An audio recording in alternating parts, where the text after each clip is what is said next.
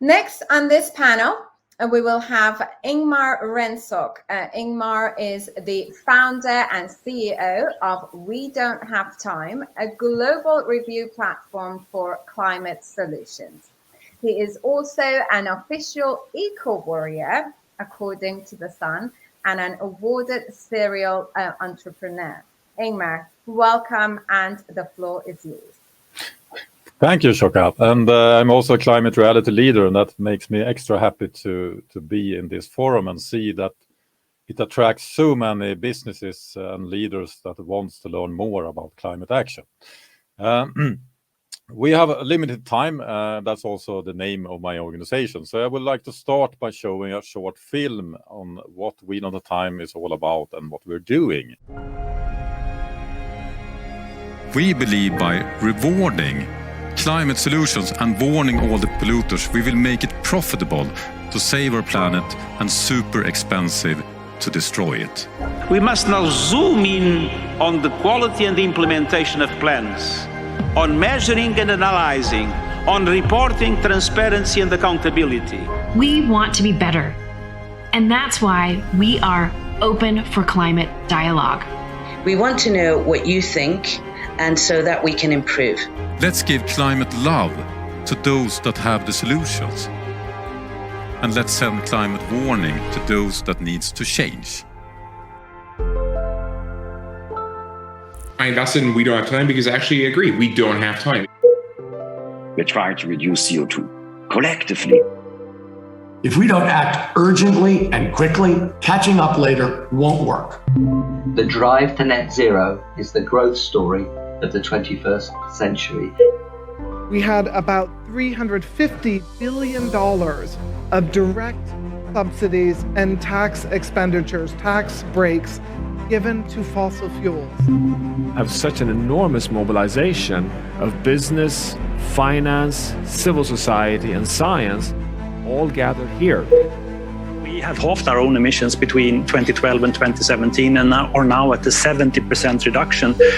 SSAB has decided to be the first steel company in the world to offer fossil-free steel to the market in just a few years. There's lack of clarity and it feeds greenwashing and delays meaningful action. We just have to go quickly. We have the technology. We don't have to develop technology. We're going to create this huge wealth transfer from energy producers who represent a tiny minority of people to energy consumers who represent all people. We are in a climate emergency and we are very far from where we need to be. Get ahead of the curve or you're going to lose. I was able to attend one demonstration that kicked off at Kelvin Grove all the way to George Square, and we had a lot of activists. What I feel that I can bring is a young audience that maybe doesn't know what to think about climate change. What is happening here, negotiating, it's so wrong from our perspective. You don't put a price on your mother. Now, personally, I don't believe the fossil fuel industry should continue to be allowed to operate the way it's been operating for the last several decades. We want to bring a voice to all the new solutions, the new ideas, the new entrepreneurs who are out there trying to kind of make a break and create this new climate economy. They're setting a great example, and there's lots of other big businesses that should follow their example. I really want to urge everybody just to be thinking more about land use and not just electrifying vehicles to, maintain the environment that got us here today. They want to ban the word burgers, sausages, and steaks from being used on vegan and vegetarian products. Tell them what they do so that they will be encouraged to do more. And together with the community or users, we share this to millions of people on social media, so this is getting noticed. Let's bring in Shweta Chakrabarty tonight, risk and behavioral scientist and president of U.S. operations for We Don't Have Time. As the name says, we don't have time. ستوكهولم مؤسس منظمة ليس لدينا الوقت. We don't have time. السيد إنغمار رونسبورغ Joining us for more as we don't have time's Nick Nuttall. Nick, welcome to the program. And Nick, about this counter, speaking of numbers. This is a clock that shows you how much money has been spent on fossil fuel subsidies since the beginning of the COP. We have a climate crisis and we're still subsidizing the industry which is causing the crisis. I mean, it's completely dumb. I'm a finance guy, it makes no sense whatsoever. $2.5 trillion went into subsidies for fossil fuel. That's a definition of insanity. Still, this is a positive. It's the first COP decision that actually mentions coal power or fossil fuel subsidies. We need to communicate climate action.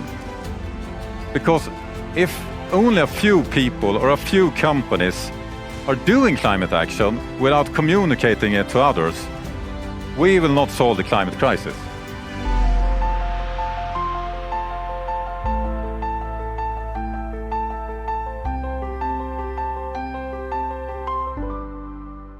So what We Don't Have Time is all about is that we are a review platform and we help companies to communicate what they do, and people could communicate with the companies. And a really great news, and we heard it before here today, is that more and more companies raise their climate ambition.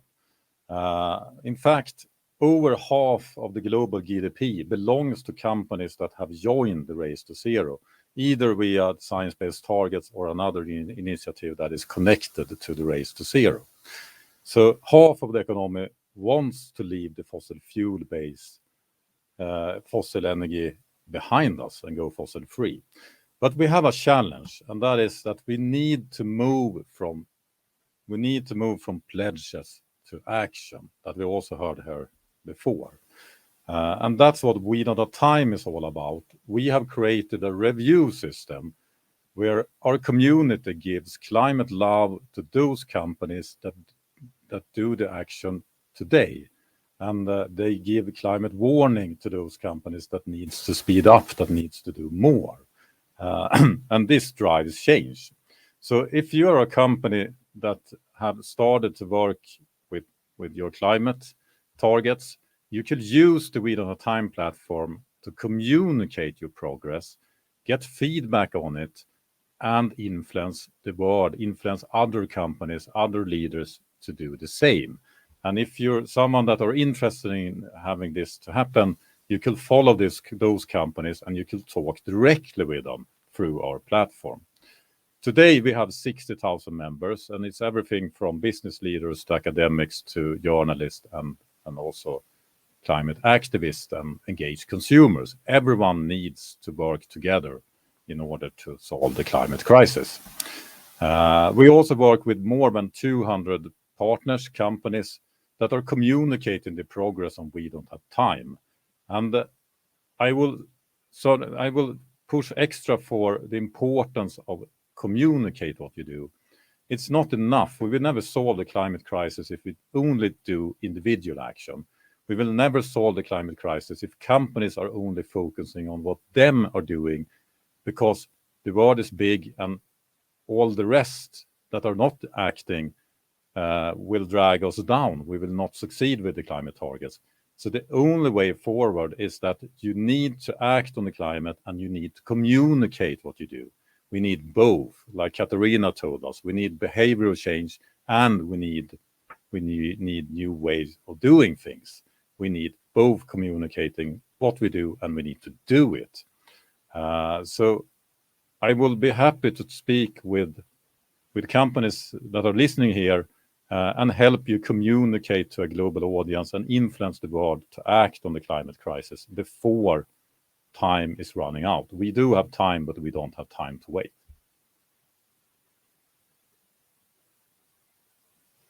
And now we perhaps have some questions. Thank you, Ingmar. Yes, indeed. The floor is open to questions from our audience. And the first question is, how can you measure the impact from We Don't Have Time? The impact you have on, if you're a company communicating what you do, you're measuring on about, like other social media, how many people reads what you do, how many people see what you do, how many people likes what you do, give you climate love for what you do. The way we measuring our total impact is actually to see when companies are changing behavior. We have a lot of examples where companies that have received climate warning have changed their behavior and now are receiving climate love instead. And in fact, we have had everything from big business leaders like Jeff Bezos, Mark Zuckerberg answering climate reviews on a platform, but also presidents like Jair Bolsonaro has been active and answering criticism on the platform. And that's very good, because if you care about what people think about you, you probably are changing behavior. Thank you, Ingmar. And now our next question. What kind of growth of participation have you seen since starting We Don't Have Time?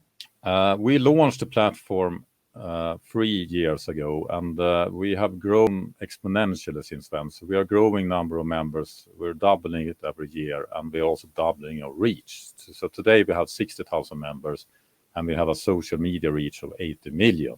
Last year we had 30,000 members and about 40 million in social media reach. So the interest of climate action is absolutely increasing. But it's also that most people are followers. So what we are trying to do is to gather the leaders and influence the followers, because we really need leaders that act, and those leaders need to influence all the rest, so we drag them into this. Change is very hard. People don't like change, as we heard here before. So what I see that we need to do is actually we don't need more climate science. We need behavioral science. We need communication science. This is a communication crisis. If we can't communicate it, we will never see the change. And everyone needs to step up on how they communicate their action, but they also need to do the action, because otherwise it will only be empty words. Absolutely, Ingmar, I couldn't agree with you on this. It's absolutely, we do need to integrate behavioral change, and communication seems to always be the key point when it comes to tackling the climate crisis. Thank you so much for your time and for being with us here today. Thank you.